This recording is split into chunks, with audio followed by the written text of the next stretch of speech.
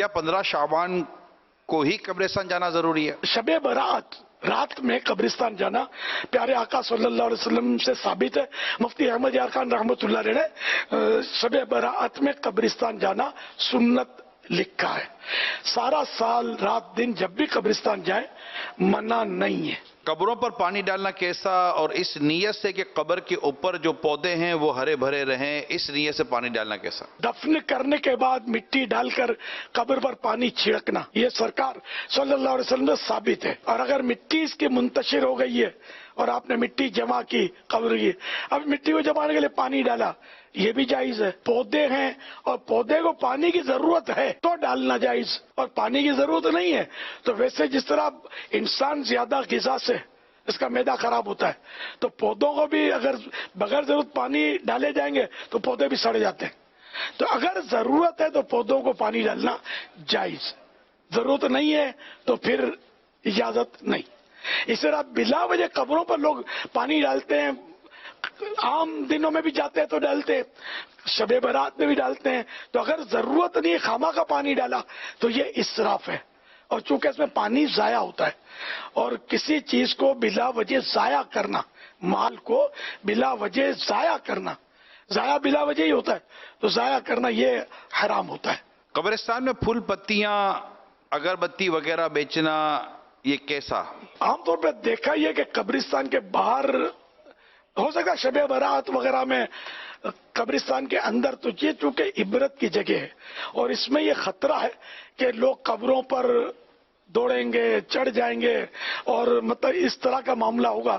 تو اس لیے قبرستان سے ہٹ کر، قبروں سے ہٹ کر پھول پتی وغیرہ بیچنا چاہیے. خاص اندر قبرستان کے اس سے بچنا ہی اچھا ہے. خرید و فروخت وہاں نہ کی جائے. وہاں کھانا پینا یہ بھی اسی حوالے سے کہ چونکہ وہ عبرت کی جگہ ہے تو بچنا اچھا ہے. اور اگر قبروں کی بے حرمتی ہوتی ہے اس وجہ سے تو حرام.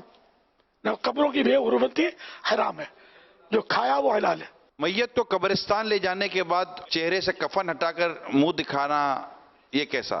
اگر قبروں کی بے حرمتی نہیں ہوتی ہے، قبروں کی بے حرمتی ہوتی ہے، قبر پر لائن لگا لیتے ہیں، قبروں پر کھڑے ہو جاتے ہیں، بیٹھ جاتے ہیں، مسلمانوں کی قبروں کے ساتھ ایسا سلوک کرنا یہ حرام ہے. البتہ قبرستان جا کر اگر کوئی قبروں پر پاؤں نہیں رکھنا پڑتا اور اگر لوگ مل کر اس کا کفن کا وہ حصہ کھول کے چہرہ دیکھتے تو شرعاً یہ جائز ہے.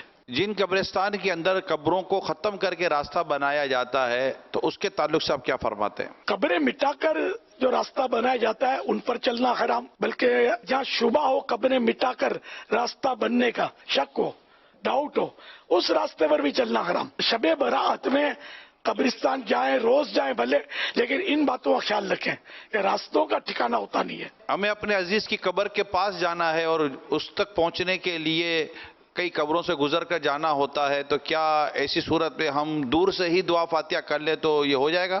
اگر کسی عزیز کی قبر دور ہے اور قبروں پر پاؤں رکھے بغیر جانا ممکن نہیں ہے تو پھر جائے گا تو گناہ گار ہوگا پاؤں رکھ کر. اس لیے وہ دور سے ہی ایصال ثواب کر دے. جانا چاہیے، انس ملتا ہے میت کو، لیکن یہاں شریعت نے رکاوٹ رکھی نا تو اب نہ جائے. اتنی دور کھڑا رہا جتنی دور قبر پر پاؤں نہیں پڑتا، وہاں سے ایصال ثواب کر دے. گھر پہ بھی ایصال ثواب تو ہو سکتا ہے، عورتوں کو تو منع ہی ہے تو گھر سے ہی ایصال ثواب کرتی ہیں. قبرستان میں بلند آواز سے قرآن کریم پڑھنا کیسا ہے؟